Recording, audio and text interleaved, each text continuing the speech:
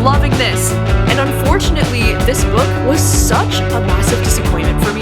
Hey, how's it going? My name is Gabby. Welcome back to my channel, and today we're going to be doing another one of those reading vlogs where I cannot stop reading until I find a new 5-star favorite book. And last year I did make a few different videos kind of like this one, so if you like the style of a reading vlog, I will have the previous times that I've done this linked down below. But this is one of my favorite vlogs to make, and it's also like one of the most stressful vlogs for me to make because things are completely out of my control. I don't even know if I'm going to find a 5-star in this video. I can only hope that it happens. I do have a few horror books on my TBR for this week that I'm hoping to get to, like Listen to Your Sister as well as The Lamb by Lucy Rose, and I feel like both of these could have the potential to be 5 stars for me, especially, you know, The Lamb is one that I've been hearing some really great things about. I've had a few friends message me saying they think I would really love this one, and I think it's because it has like a mother-daughter storyline in this one, and it has like kind of like a folk horror writing style. And then I also want to read Listen to Your Sister because this is actually my BookTube book club pick for the month of March. This is one that I'm really excited to read for the book club, and I feel like it could be a 5-star for me because this one's been compared to Stranger Things and Jordan Peele movies, which both of those definitely intrigue me, and I feel like maybe this one could be a new favorite. And then I also, at the time that I'm filming this, I have my Screaming Color readathon coming up this weekend, and the readathon is all based around reading books with pink on the cover. So some of the books that I'm hoping to read during this readathon include First Time Caller. This one is a romance that I've just been so freaking excited about, and I really do have high hopes that maybe this one could be a 5-star new favorite. I've been seeing so many 5-star reviews from a lot of my friends who have read this, and this one, from what I've heard, it's kind of inspired by like Sleepless in Seattle. I'm also hoping to read this one called I Might Be in Trouble, and the reason why I think this one could be a new favorite is because I've seen this one get compared to Finlay Donovan, except this time we're following a male author who gets involved in like an accidental death and then like has to try to cover it up. And you know, Finlay Donovan was a 5-star book for me, so like maybe this one could be as well. During the weekend of Screaming Color, I might also try to read But Not Too Bold. This one is a horror novella that just looks amazing, and like there's so much pink on the cover, so like maybe if I do find a 5-star during my Screaming Color readathon, then like that would be amazing. But if for some reason, if all of these other books fail and I don't find a 5-star, then the book that I am so positive will be a 5-star that I have on my TBR for this week is Wild Dark Shore. This one is going to be my Hail Mary. Like if all else fails, I am so confident that this one is probably going to be a 5-star. I mean, it has to be, right? This author is the same author as Once There Were Wolves, which was one of my top favorite books of last year. I made it into my top 3. And even though I wasn't the biggest fan of this author's other book, Migrations, I think I gave that one like 3 stars. So if none of these other books end up being a 5-star, then hopefully this one definitely will be. I'm really looking forward to this next week as well because my parents are currently on a trip to Hawaii. So I have the house to myself. It's just me and Phoenix here this week. So it should be a really fun week of reading, and I can't wait to get started. I think I'm going to get started with Listen to Your Sister first. This one is just calling my name. But before we do jump into the reading vlog, I just wanted to take a second to thank today's video sponsor, which is a new sponsor on my channel, and it's Hungry Root. You know, I've talked about this time and time again, how like I am not the biggest fan of grocery shopping, and it always feels like such a waste of time. And that's why I think Hungry Root is the perfect solution, because Hungry Root is like having your own personal shopper and a nutritionist, because they take care of the weekly grocery shopping by recommending healthy groceries that are tailored to your taste and your nutrition preferences and your health goals. I love that they make it really easy to find high quality, nutritious food, and it can help you achieve any diet or health goals that you might have, like gut friendly, high protein, gluten-free or dairy-free or anything like that. I actually love how specific Hungry Root gets when you're signing up, and they ask you all these different questions about your preferences, and I really appreciate that because I can be a little bit picky when it comes to food and with what I like, and so I love how specific they got with the questions. I love that they fill your cart with personalized recommendations, and it gets smarter every time that you use it as they start to gain knowledge about what you like and what you don't like. I love that all of Hungry Root's recipes can be made in 15 minutes or less, and with over 15,000 recipes shipped out each week, there really is something for everyone's taste. I love that with Hungry Root too, it's not just the meals that they send you, but you can also add other things to your box, like different snacks or drinks or like breakfast items or dessert items. I know I can't wait to try the breakfast burritos and the egg bites that they sent me because I'm such a big fan of breakfast food. I do think that cooking can be such a stressful thing, and it's something that we have to think about all the time. And I like that Hungry Root kind of takes the stress off of me because I don't have to worry about grocery shopping and I don't have to worry about what am I gonna make for dinner. And thanks to Hungry Root, it's the easiest way to eat healthy. So take advantage of this exclusive offer. For a limited time, get 40% off your first box plus get a free item in every box for life. You can click the link down below or you can go to hungryroot.com to get 40% off your first box as well as a free item in every box for life when you use my code gabbyreads at hungryroot.com. That is amazing, and we love a free item for life because like you never know what kind of cool things you might be able to find. Thank you so much to Hungry Root for sponsoring today's video, and now let's jump into the reading vlog.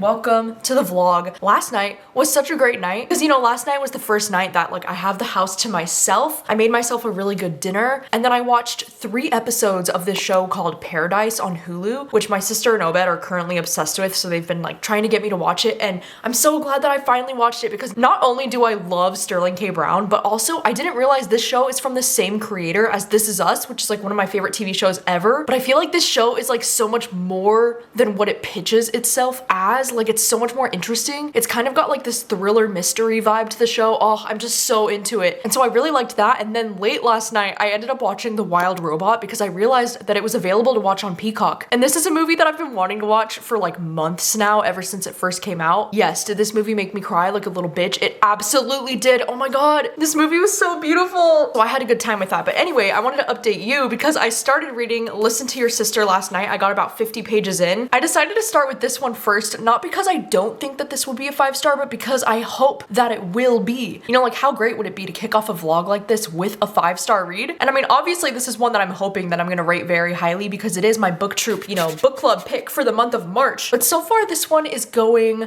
okay. I mean, granted, you know, I'm only 50 pages in, so I don't really have much of an opinion on anything yet. But in this story, we're following these 3 siblings. The main one that we're following is this woman, Kala, and she's about 25 years old. And then we do also follow from the perspective of her 2 younger brothers. We have her younger brother, Dre, who's about like 22 years old. And then we have Jamie, who's like 16 years old. And like, this is a total side tangent, but like, I love the name Jamie for a boy. I don't plan to have children of my own, but if I were to have children of my own, I would strongly consider the name Jamie for a boy. Like, I don't know why, I love it. I absolutely adore it. But anyway, right at the start of this book, we start with Kala's perspective, and she's getting a phone call from Jamie's school saying that he got caught with weed at his school and that she's gonna have to come in. And she's all worried because she has this big meeting for her job, and she's worried that like her job is gonna fire her if she misses any more of work because her schedule's just been crazy lately, trying to take care of her, you know, 2 brothers and trying to balance work and everything. And then shortly following that chapter, we do get, you know, both Dre's chapters and Jamie's chapters, like I was saying. And if I'm being honest, I mean,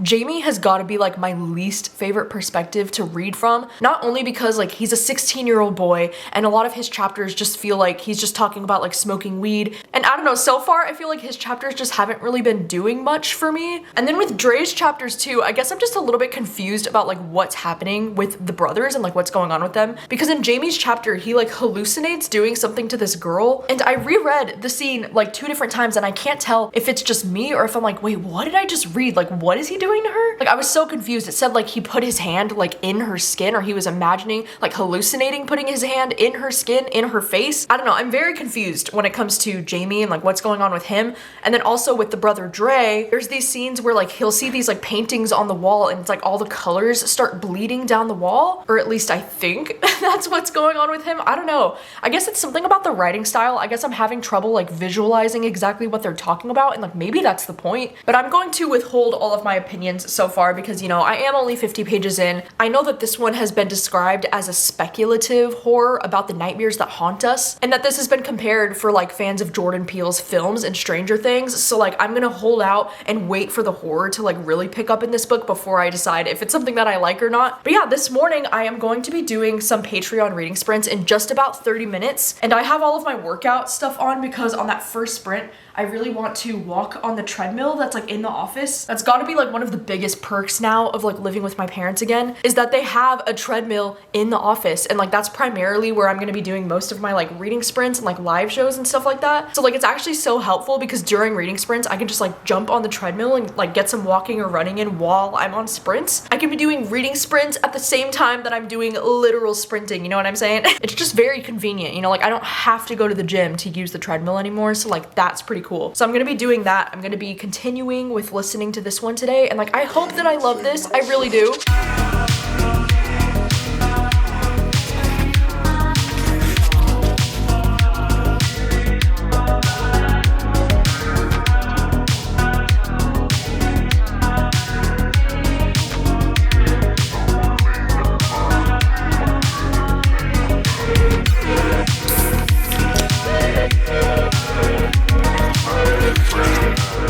Hello, so I wanted to update you because I've still been reading Listen to Your Sister. I'm about 228 pages into this book. I just hit part 3 of the story not too long ago, and I'm so upset to tell you that I am not really enjoying this. Like so much to the point where like I probably would have DNF'd this book if it wasn't a pick for my own book club, which is like the most obnoxious thing to say. And it's like the worst case scenario to happen for my own book club because, gosh, like I am just really not connecting with the writing in this book or with the characters. I was describing this earlier, but I feel like some of the writing in this book, especially during some of the more like high action scenes, it's really confusing sometimes for me to tell what exactly is happening. You know, I feel like there's a lot of moments with these characters where they're either experiencing some like hallucinations or like some nightmares, but the nightmares are like leaking into their reality in a way. And so like it's just been confusing for me to know while I'm reading, like, is this actually happening or is this just a nightmare? Is this a hallucination? Like what is even going on? So some of it has been a little bit confusing and like hard to follow. It's like I do appreciate what this book is trying to do and what it's trying to say, because there is a lot of social commentary in this book. At times the social commentary is like really good and it's really strong, but the horror in this book is just really not working for me. I think especially since part 3 of this book, oh my god, it has just been dragging so much for me. I thought if anything, you know, it would be the story of these siblings and like their sibling relationships that would like pull me into the story, because I love a good story about siblings, but for some reason I am not really clicking with any of these siblings, and I actually really don't like the way that they treat their sister. And it's really frustrating to read because Calla is like by far my favorite perspective to read out of the 3 of them. And then Jamie, the youngest boy, he's got to be like my least favorite perspective to read from. I don't like reading from the perspective of a 16-year-old boy. Like I really don't like it. And like with this young boy, Jamie, like why is he always talking about his balls? Why is he always talking about his dick? Why is there so much language about this boy's nakedness all the time? Like it's just something that I've been noticing, and it really makes me uncomfortable to read. Like I don't need all of those details. And I know that maybe that is accurate to, you know, like how a teenage boy thinks and like how he behaves, but it's like I don't want to read from the perspective of a 16-year-old boy. And just from reading this premise, it was my impression that we were just going to be reading from Calla's point of view the whole time, but it does seem like Jamie's chapters take up the most time in this book, so I'm not a big fan of that. I don't know, at this point I only have a little bit over 100 pages left, so I'm definitely going to finish this. I mean, I have to finish this. It's my BookTube book club pick for this month, so I'm just hoping that a miracle can happen and that this last 100 pages, like it'll really step it up and get interesting, because I am just really not connecting with this. And it's such a bummer because I feel like this book had potential, you know, because all of the cool ideas are there. It's just the execution of the story is not my favorite. I don't love the writing in this at all. And I know that this is a debut, so like maybe this is just an author's writing style that I don't personally click with. Like, damn, that is an unfortunate update. Anyways, I am currently doing my final sprint on Patreon right now, so I'm going to try and finish up as much of this book as I can. And then later tonight, I'm really excited because me and Rachel and Obed, we're gonna be going out to the movie theater to go and see Mickey 17, which I'm so excited for because this is a sci-fi movie that's directed by Bong Joon-ho, who's one of my favorite directors of all time. He directed Parasite, and this movie is a movie adaptation of the book Mickey 7, which was like one of my favorite sci-fi books when I read it a few years ago. So I've been highly anticipating Mickey 17, and I can't wait to see it tonight.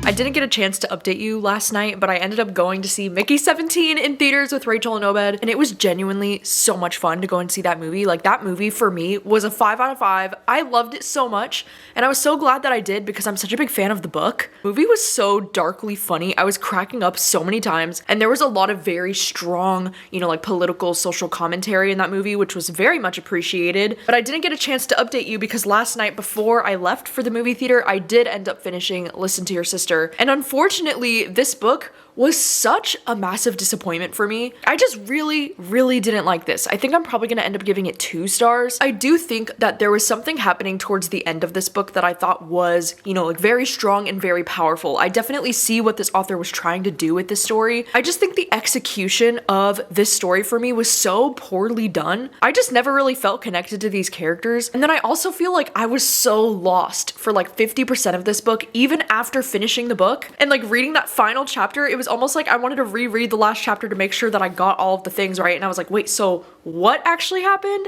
I still feel confused at the end of the story. Like, I really need somebody to explain the ending of this to me like I'm 5. I think for me, the strongest aspect of this book is when we'd be following Kalla's perspective and she'd be kind of talking about how she was like thrust into this position of motherhood because, you know, she was basically forced to take care of her 2 brothers. And so I loved those moments in the book when she would really open up about this and just describe how difficult it was for her to be their primary caretaker and how hard it was because they always just like took her for granted and like didn't really treat her the best. I do think that some of the family dynamics were done very well, especially towards the end of this book as it was like building all of the tension. But still, oh my god, this book was just not what I was expecting it to be, and like not in a great way. I really just expected so much more from this, and I'm so disappointed. The book troop is just not going very well for me this year so far. Last year was such a great year for the book troop and I had so many new favorites. And now this year, like, I gave January's pick, Dark Places, I gave that book around 3 stars. Beautiful Ugly was 2 stars in February, and now this one 2 stars for March. But if you do want to join in on the live show for this book, I'm going to be joined by my friends Bree and Jan, and we have figured out that the live show is going to be on Friday, April 4th at 5 p.m. Pacific time. I will have the link down below so you can save the link if you want to join in on the live show. I think it will make for a very interesting discussion, so hopefully you can be there for that. Hello, hi, it's been like 2 days since the last time that I updated this vlog, but I have started reading The Lamb by Lucy Rose. I actually had a really nice morning. I mean, it's a little bit cold out this morning. Glad that I got a chance to start listening to The Lamb. I'm about 40% of the way through this one on audio. I just hit chapter 37 and I'm 136 pages in so far. And this is a horror book that I've been very excited to read because I do tend to love horror books like this that revolve around like mother-daughter relationships specifically. So you're following this mother and daughter who live in this cottage, but the thing that makes this book horror is that they are taking in these people that they call strays. Like every now and then somebody will come and like knock on their door and they will bring them inside, kill them and eat them because they're cannibals. So it's safe to say this book has been a little bit graphic so far. I'm not gonna lie.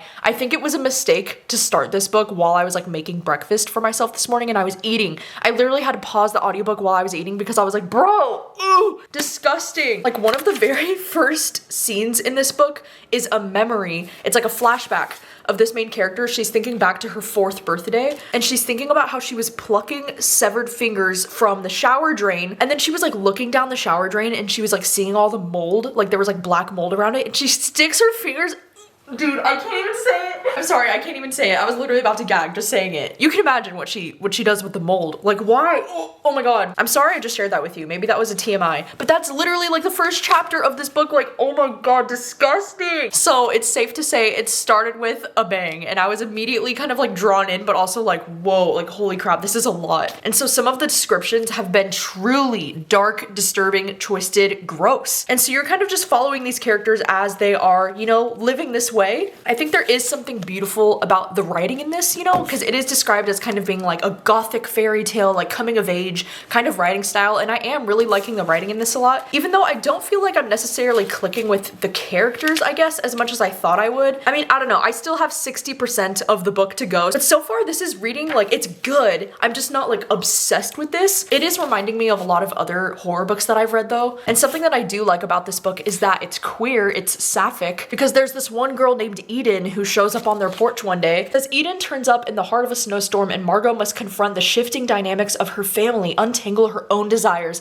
and make her bid for freedom. So she's kind of, you know, getting interested in this woman named Eden, and I kind of like their dynamic. Like, it's really interesting. So I'm really curious to see where the rest of this one goes. Like, I don't know at this point if it's feeling like it's gonna be 5 stars for me. I mean, it does feel like it's in like the 4-star territory right now. Like, I am really enjoying it, and I can see myself recommending this one. So I guess we'll just have to see where the second half of this book goes. I think I'm going to make myself a quick iced coffee because it's about 1 o'clock in the afternoon, and I don't really have any plans for the rest of this afternoon other than, you know, just trying to finish up this book. You know, okay, it's about like 330-ish pages, but like, can I do it? I feel like I can do it. My sister is gonna be coming over later tonight because we have the Troop Talk for my Patreon tonight, which our Troop Talks are just like monthly live shows that me and my sister do on our Patreon where we just like yap basically for like almost 2 hours. And that's basically all the Troop Talks are. It's just me and my sister yapping together for like 2 hours. But until she gets here, I'm thinking I'm gonna try to finish this before she gets here. So we'll see if I can do it.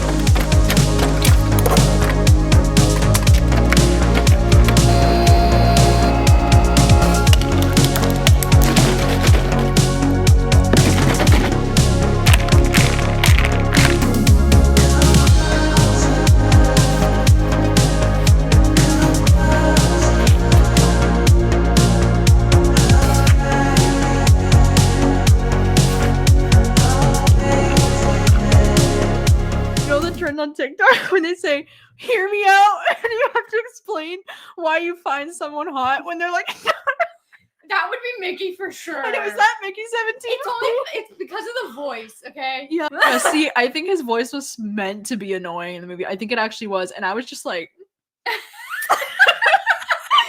you shook? Are you shook? Like, oh, she's like the fucking Debbie Ryan, like oh my god, he's so hot. Dude, and I give you 3 every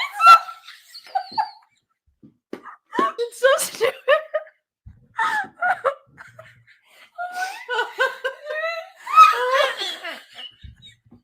Why is that so funny? He's so stupid. Oh my god, it's so funny though. Oh my god, I'm crying. Do you guys know what I'm talking about?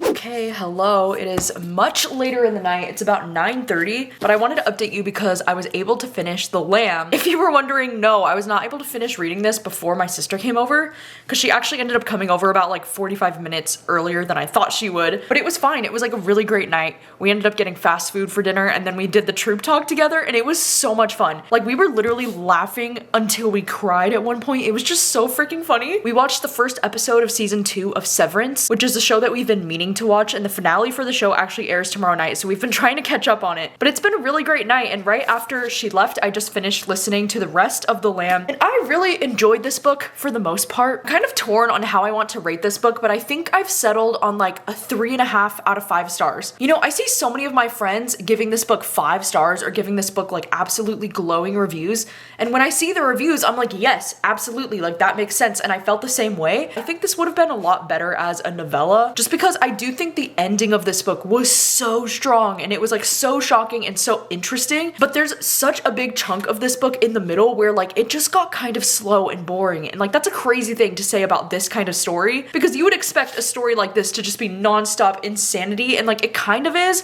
but some parts of it were just so slow paced. So I really do think this would have been better as a novella, but I think, you know, this book reminds me of a lot of books that I've read in the past, kind of like A Certain Hunger. It reminded me of Tender's The flesh, and it reminded me quite a bit of Bloom by Delilah S. Dawson. But you know, something that I realized about myself is that all 4 of these books were about 4-star books for me. Like, none of these were 5 stars. So I don't know why I thought a book like this would be 5 stars for me if none of these were. I also think it reminded me quite a bit of Bloom because of the whole, like, you know, sapphic relationship and the young girls, and the way that this one is like cottagecore in the same way. Like, these two have very similar writing styles, so it definitely reminded me of Bloom the most, I think, out of these 3. But like, I know there are some humans who are absolutely obsessed with these 3 books and have given any of these 5 stars, so it is kind of interesting that I don't know why I went into this one thinking it could be a 5-star, when it's like, realistically, I probably should have been thinking it would be more closer to a 4-star, because that's what the evidence shows for books that are very comparable to this one. And I think that's why I have to give this one 3.5 stars, because I don't think I liked this book nearly as much as I like any of these 3, but I did really enjoy this story for the most part. I think the strongest part of this book was definitely the ending, like that last like 50-ish pages, like 70 pages. Like, that was some good shit right there. This author knew what they were doing at the end of the story. And yeah, anyway, I think the next thing that I'm gonna read for this vlog is gonna be during Screaming Color. I think I want to start on First Time Caller, that romance book, because after reading these horror books back to back, I'm just so in the mood to read a romance book.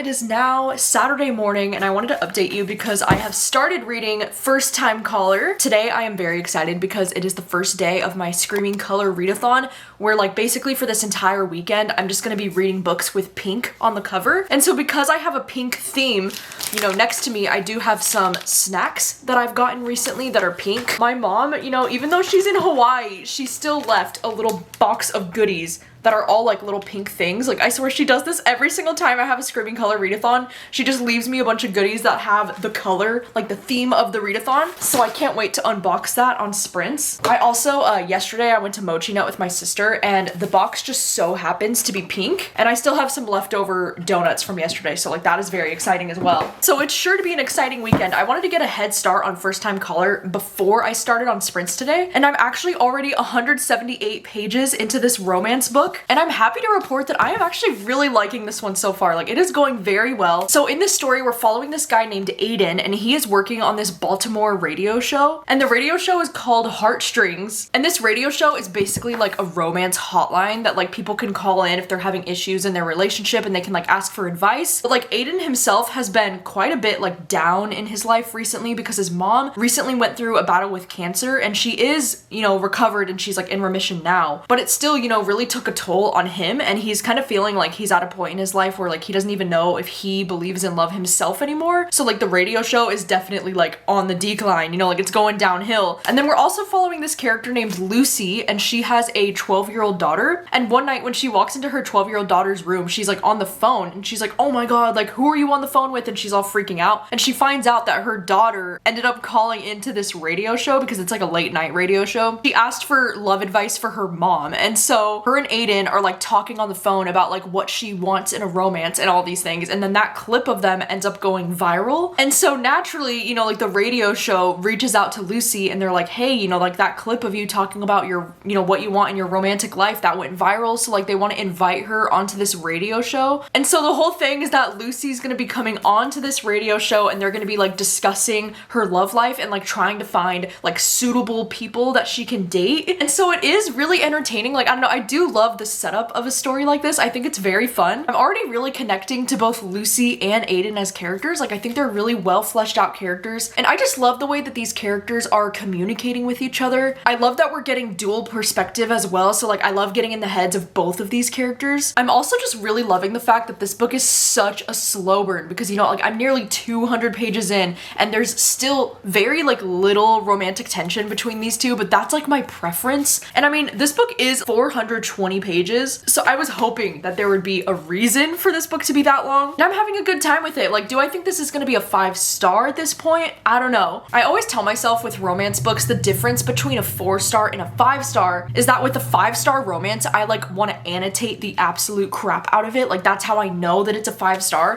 But with this book, I haven't necessarily been annotating it. This story, it actually kind of reminds me a lot of the book The X Talk, which is like one of my favorite romances ever, but it has kind of a similar thing with like a radio show on both of these. And so I'm loving that they do remind me of each other, and I'm hoping to finish up on this book today. Caught on each side, only reflections apart, but never more. I've been away for a while, only way I'm getting by was at the time. Why I got my demons on the shelf, like the trophies I can carry with me through the years. Yeah, I'm too sick of myself. I'm too sick of myself. Okay, hi. So I wanted to check in with you because I just finished reading First Time Caller, and this book was pretty long. I'm not gonna lie, with this book being 420 pages, it definitely felt like this book was 420 pages. I don't think that this romance book needed to be as long as it was. I just reached a point, especially like towards the middle of this book, where I was just kind of feeling ready for things to wrap up. But I did really enjoy this book overall. I feel like the strongest thing about this book is that the characters are just so strong in this, and I felt very connected to both Lucy and Aiden as characters. And I think not only are these characters really strong, but also a lot of the side characters are also very strong. Like, one of my favorite side characters in this book is the character Grayson, who is the father of Lucy's child. Like, he was just such a great character, and like I would honestly read an entire book just about his character. I did notice on Goodreads that this is like the first book in a series, so I'm like, maybe there is a chance that we could be following some of the side characters in future books, and I would definitely be down to read about more of these characters because this was such a cute cast of characters. But I also feel like the story just really started to drag for me, especially like after we got between like 200 to 300 pages into the story. I was just like, okay, I'm not feeling the same like tension between them anymore. I feel like the first half of this book was so much stronger for me because I really liked the setup of like her, you know, she's gonna be coming onto this radio show and they're gonna be like talking about her dating life and trying to find a match for her. I thought the setup of this book was just so much fun, but then I kind of got bored with it after a while. And then I also feel like the ending just really dragged for me because there was like a third act conflict that I just thought was so frustrating. It was very much like a miscommunication type of trope, but there was something towards the end that like nearly brought me to tears. Like, I'm not gonna lie, my eyes did get a little bit misty. Like, I didn't actually cry, but I got very close to crying with something at the end. So like, it definitely worked for me. It pulled on my heartstrings. But was this book a 5-star? Definitely not. I think this book, if anything, it's closer to like a 4-star, maybe like a 3.5 if I'm being like really critical. I mean, there wasn't like one thing in this book that I felt the need to annotate. And you know, like I was saying, that's a pretty big sign to me that a romance book is just a 4-star instead of a 5-star. Anyway, I am still currently doing sprints on my Patreon. I'm about halfway through the sprints for today. I've been live for about 5 hours already. And so I think the next thing that I want to read is But Not Too Bold. This one is a horror novella that I am just so excited about. So maybe I could try to read this one tonight. You tell me you know what you need, but when I turn the lights off, it's all so clear. I can't get away, can't run away, I can't get away. You're bringing on the heartache, you're bringing on the heartache, you're bringing. Last night did not end up going well in terms of reading. Like, I just couldn't figure out what I wanted to read because I started reading But Not Too Bold, but I am like really not in the mood for this. I mean, it turns out this book is a little bit more like fantasy horror than I was expecting it to be. I mean, one of the perspectives that you're reading from is from this giant spider, and it's a spider who eats brides. Like, I have no idea. I only got 7 pages into this and I was so confused. And the fact that there's no audiobook for this is very discouraging for me. This just feels like a book that I'm not sure if it would be my thing. And so I'm not gonna try to push through this during a readathon right now, because I feel like especially during a readathon, I want to be reading something that's like fully capturing my attention. And so then after that, I started reading I Might Be in Trouble, and I got 79 pages into this one, but now I'm also feeling the urge, like I kind of want to DNF this, mostly because, you know, this book was being pitched as like a Finlay Donovan style kind of story, because in this story, you're following this guy who's an author, and he's kind of down on his luck, you know, because he just published one book that was like super successful. Then his second book ended up being a flop. And so like there's a lot of pressure writing on this third book from him, and he's kind of in a situation where like he really needs money. And there's one night where he goes out with this guy that seems like he's kind of like Prince Charming, you know, like he seems like the perfect guy. And then the next morning when they wake up in bed together, he's dead next to him in the bed. And the story kind of starts like the prologue of this book is the chapter where he wakes up in bed next to a dead body, but then you get part 1 and it kind of is a flashback. Like, I don't know, I am not really connecting with this protagonist. I actually think he's kind of a brat, and I don't know if we're meant to like him or if he's meant to be kind of unlikable. Like, I'm not really sure, because in my opinion, I'm getting more of the impression that the author is intending for him to be really like funny, relatable, and likable, but I don't really like him. I mean, just for example, one of the first scenes in this book that I thought was so obnoxious is like this guy, he's going to his father to like beg him for money because he needs help with rent, because the success of the second book is like not selling and he doesn't have any money coming in. And so he asks his dad for $10,000 of money, and his dad's like, oh, like I can't do that, whatever. And I'm like, yeah, $10,000, like wow, that's a lot of money to ask for. But then the reason why I think he's a brat is because right when he's leaving, this woman Sheila, who I think is like his stepmom or like his dad's new wife, I don't know, but she comes out and she's like, oh honey, I'll help you out. And she's like, it's not gonna be as significant as $10,000, but I think it'll still help you. And she pulls out her checkbook and she writes a check for him, and then when he looks down at the check, it's $125, and he like scoffs in his head thinking like, oh my god, you think this is gonna help? Like, this is not even helpful, and like, why do you even bother kind of attitude.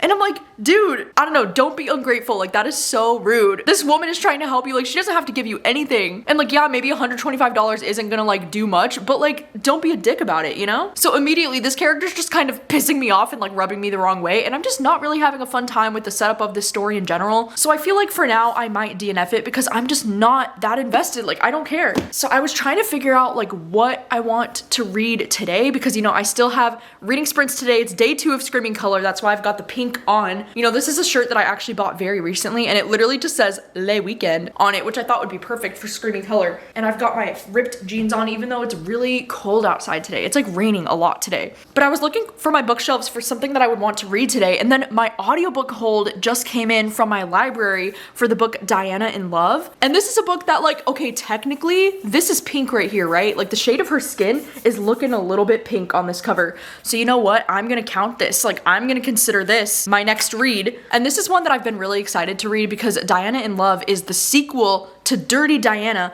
which is a book that I just read in December that I really liked. I gave it 4 stars. And so like, I know I'm probably not expecting this one to be 5 stars. Like, chances are it's probably gonna be closer to another 4-star from me. But this is just what I'm in the mood to read today, you know, and it fits into my pink theme for my readathon. So like, we're just gonna roll with it. And this is the second book in what is supposed to be a trilogy of books. And apparently this book series is based off of a podcast that's very successful. But you're just following this woman named Diana as she's kind of like figuring things out in her marriage. It sounds really boring when I pitch it like that, but I actually really like the writing in these books. So this is what we're gonna be reading today. I'll let you know how it goes. Not very good with decisions, know what's right, but I don't listen, I don't. And I complain and dismiss it, and I keep on reminiscing. I know, baby you're bad, baby you're bad, baby you're bad. Hello, it has been several hours, but I wanted to update you because I just finished reading Diana in Love. And unfortunately, this one was not a 5-star. I mean, I didn't think that it would be, to be fair, but this one's probably around a 3-star for me. But sadly, I did not enjoy this one as much as I enjoyed the first book in this series, Dirty Diana. You know, something that I do love about this series is I love, you know, like the sex positivity and like the exploration of, you know, sexual fantasies and like feeling, you know, that girl empowerment, that female empowerment. Like, it's okay to explore explore different sexual things. And I think that that's one of the best things about this series. But I feel like in this second book, there was just a lot of sex scenes, but that feels like a very weird critique to make of this book series because it's also like, that's kind of the point. But I feel like in the first book, it was explored in a more like interesting way for me, because in the first book, I feel like the focus was more about like this website and this podcast that she was working on, where she got to like talk to different women about their different, you know, sexual fantasies and their sexual experiences and things like that. While I feel like this second book was more focused on Diana herself and like what was happening with her marriage and like what's going on with her sex life specifically. And I don't know, it's like the books in this series,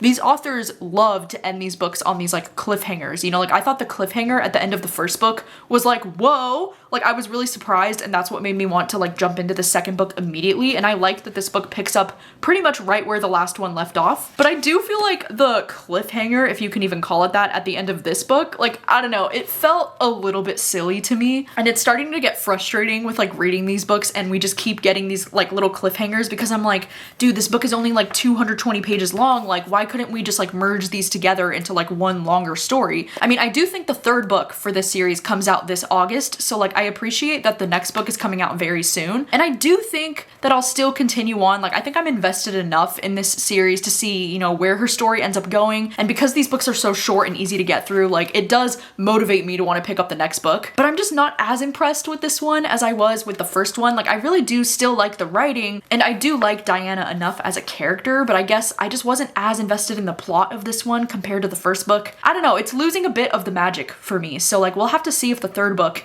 can improve things or not. So yeah, this round of Screaming Color was not the most successful for me because I was only able to read 2 books and I did not find a 5-star here. So tomorrow I'm going to get started on Wild Dark Shore, and then hopefully, oh my gosh, like that one better be a 5-star. Like, it's gonna be a 5-star, right?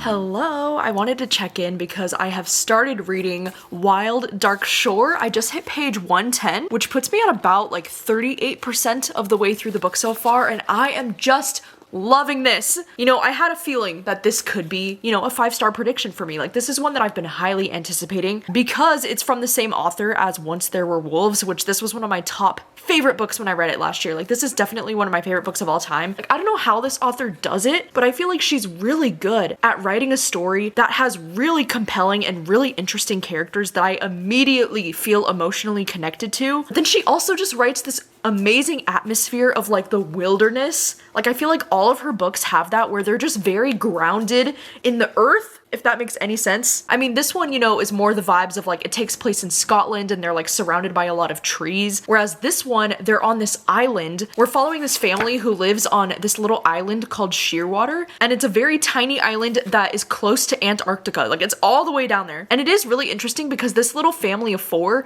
they're the only people that are on this island. So we're following the dad named Dominic, and then he has 2 sons and 1 daughter. So this island is really unique and special because it says it is home to the world's largest seed bank, and the island was once full of researchers, but now all the researchers have left, so it's just the 4 family members that are left. And it says during the worst storm the island has ever seen, a mysterious woman washes up on the shore. And so we're also following this woman named Rowan, and she is the woman who washes up on the shore. And it's really interesting to get her perspective like mixed in with all of the members of the family, because we do get all 4 family members, we get their perspectives as well. And I'm really just loving this so far because I love the way that this author writes her characters, but I also love the way that this author writes about like nature and the world and how we should be taking care of the planet and like what's going on with the planet. There's always these subtle talks and subtle hints about like climate change in her stories that are just very impactful. Like, one of the quotes that I thought was so interesting was after there was a chapter where one of the sons was talking about the importance of dandelions in nature. And then for me, it was so powerful to end that chapter with this quote that says, "But the dandelion, the single flower that has given nourishment to countless other living creatures, is considered a weed." And I just love that so much because I feel like this author does a really great job at describing how there are some things in nature that will like benefit, you know, like animals or other species, but to humanity,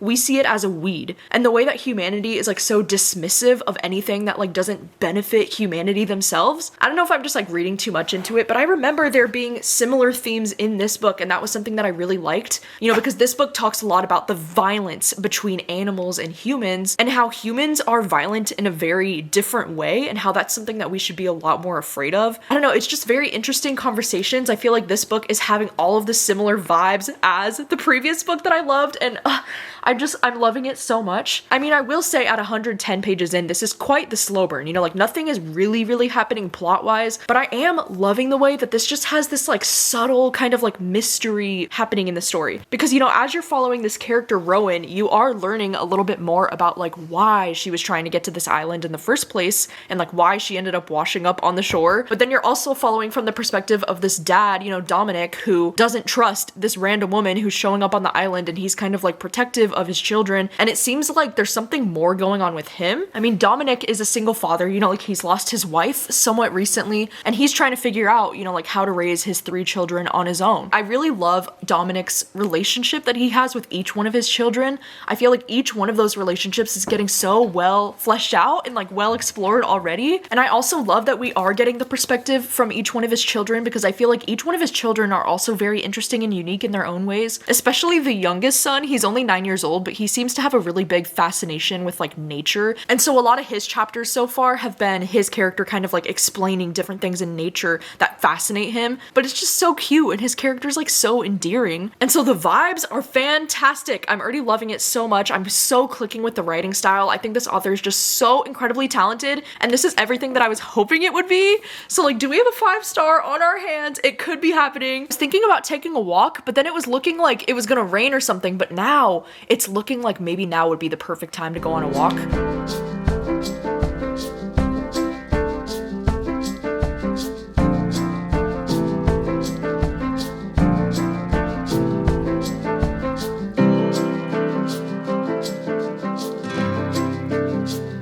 We look to the mountains. We don't care if it's only a dream. Nothing is really what it seems anyway.